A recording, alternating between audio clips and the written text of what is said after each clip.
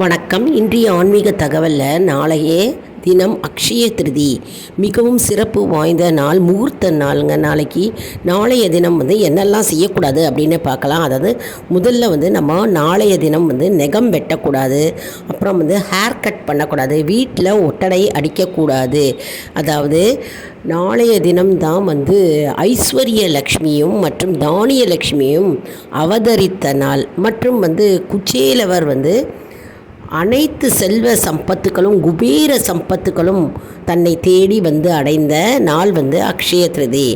குபேரன் செல்வந்தனாக ஆன நாள் அக்ஷய திருதி நாளில் தான். அக்ஷயம் என்றால் மேலும் மேலும் பெருகக்கூடியது. நாளைய தினம் நம்ம யோசித்து நம்ம என்ன செய்யணும் என்ன செய்யக்கூடாது அப்படின்னு நம்ம யோசித்து செயல்பட வேண்டும். எந்த செயலை நம்ம தொடங்கினாலும் சரி, அது மேலும் மேலும் வளரக்கூடிய நாள் அக்ஷய திருதி ஆகும்.